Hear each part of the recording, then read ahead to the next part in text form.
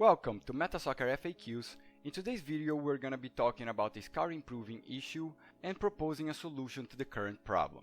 So here we have filtered overall knowledge of the scouts by 83 minimum, and we see that the only one available over 90, with a minority of people some months behind this and the huge majority of people years behind this, we come to propose what we named skill bonding curve in honor of this project. So what were the problems faced? We had an unbalanced improving for scouts as we seen previously. And here, unfortunately, we are gonna have to say I told you so, because in February, once this Medium article was released, we immediately pointed out that 100% improvement from level 3 to level 4 was completely absurd. In other words, going from 1 point to 2 points from level 3 to level 4 was way too much, and that would cause a snowball for level 5 and level 6.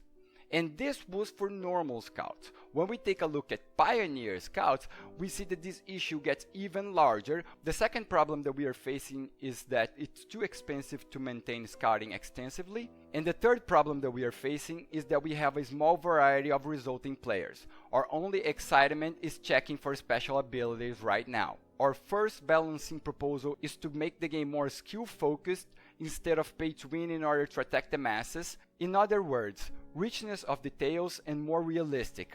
Metasoccer is constantly talking about bringing reality to the ecosystem. Therefore, we don't feel like this is going to be that hard. Second balancing proposal is to make the game balanced, otherwise newcomers will reject the project. Once a newcomer sees a monster like that 94, he automatically doesn't want to get into the project because he thinks this game already has a winner. Why am I gonna run a race where I already know that is a winner? And the third and last balancing proposal is to make the game more affordable and dynamic. How do we propose these balancing changes? Well, here we go. For those of you who still don't know how the improvement process is currently working, we took for you a quick example. Now, regardless of what is the level of the scout or how many points he earns, the fact is that each point will be randomly assigned one by one according to this distribution. What does that mean? That means if you have a 60 scout, it would get 1 point in the first knowledge and go to 60.7, which is usually round up to 61. In another scenario, if you got 1 point for a 60 at 30%, therefore added to knowledge 2, you would get a total of 0.2 overall knowledge. In other words, go to 60.2, therefore remaining in overall 60 knowledge. If you hit either of the 10% knowledge 3 or 4, you get 0.05, therefore going to 60.05, overall 60 remaining. Now that we understand how the distribution goes, let's take this current level 5 scout for example. Let's say in the best case scenario that he got 4 points because he hit the 90% chance of hitting 1 extra point, therefore 4 points. If all of these points were attributed to knowledge 1, that means you would get 2.8 overall knowledge in total. Of course, that in this scenario,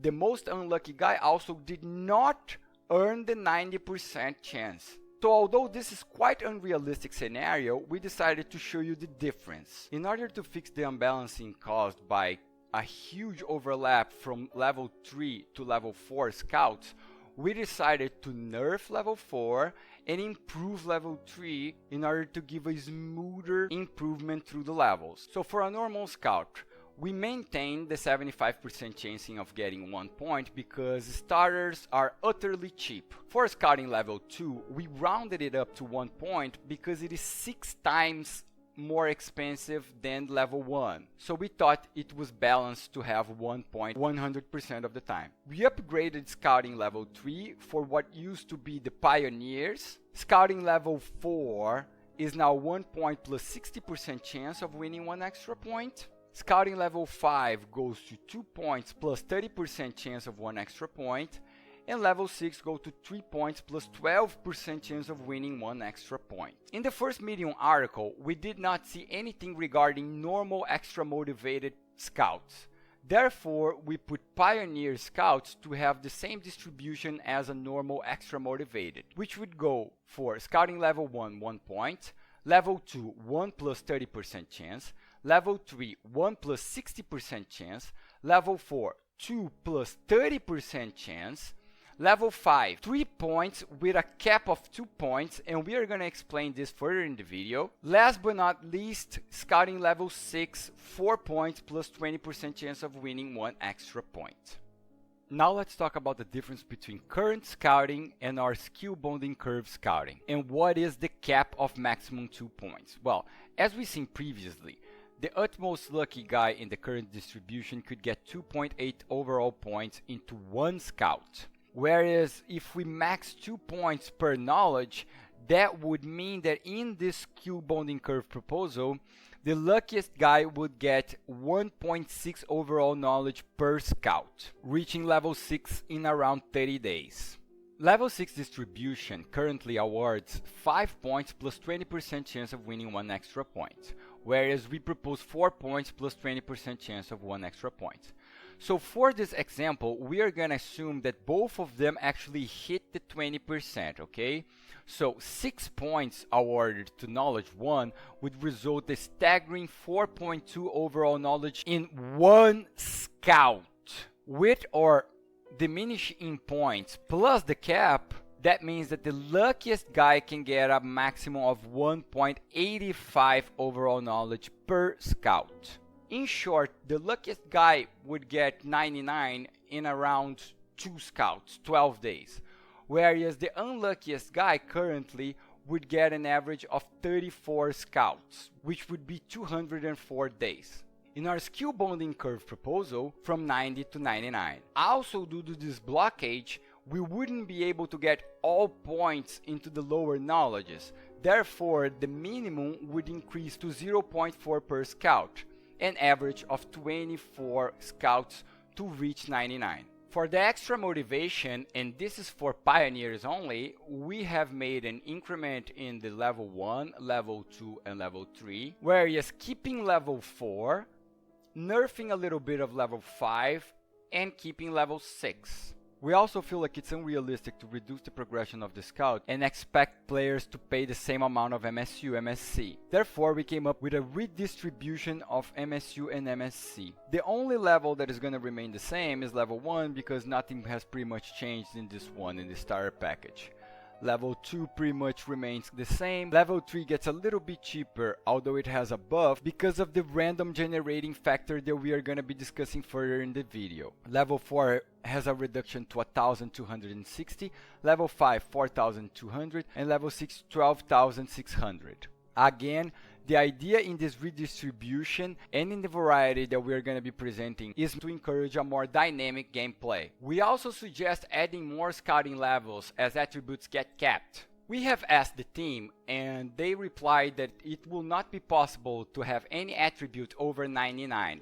Therefore, this thing that we are seeing right now will not happen. Having that in mind, we decided to get more levels of scouting once attributes get capped. What does that mean? That you will start at level 6 by paying 1,260,000 MSU and 1k MSC up to the current scouting price of 15,000, and once you get your first attribute capped, you reach level 7 of scouting, which would go to 18,630 and 3k MSU, and level 8 once knowledge 2 is capped, therefore going to 21,900,000 and 6k MSU. Level 9 would be once K3 is capped, which means knowledge 3. And finally, once the player is fully capped to reach level 10 of scouting. Through our suggestions, we are making so that all knowledges of the scout are important. Therefore, we would like to suggest the following distribution: 50, 30, 15, 5. Otherwise, once K1 and K2 is capped, we are going to be paying a humongous amount of price to be flipping between knowledge 3 and 4 if both of them are at 10%.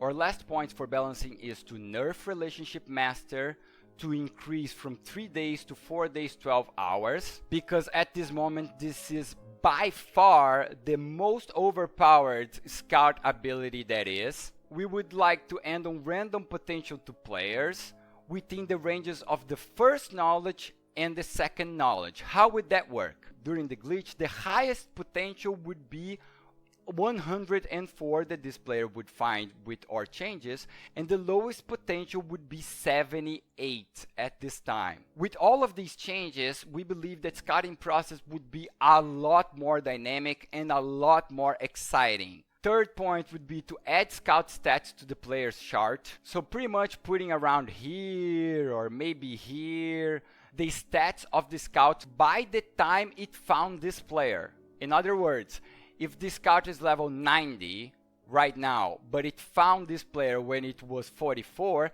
we should be able to see the 44 stats here when he found the player. Considering everything that we've shown, it's pretty clear that improvement is pretty broken right now. So we strongly suggest to block further scouting for now and resume scouting once PvE is released, because we know that the market is already overflowing with players, so I don't think anyone would be really that upset with a little break in scouting. Inside this thought, we also would like to ask that this player that is glitched with 104 attacking would be rolled back once it had normal stats and apply the nerf.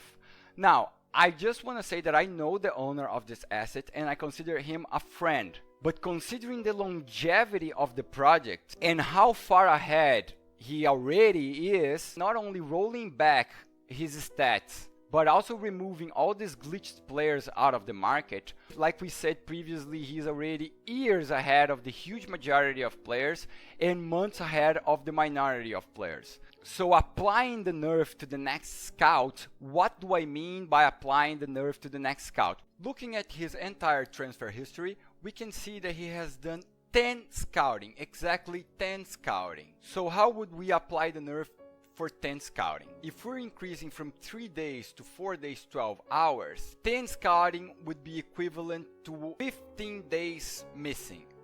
In other words, he owes us 15 days. So for his next scout, he would be scouting for 19 days and 12 hours, and all other scouts from that point would be 4 days and 12 hours. For the last tip, we would like to say again how much we like this project. Why do I say this?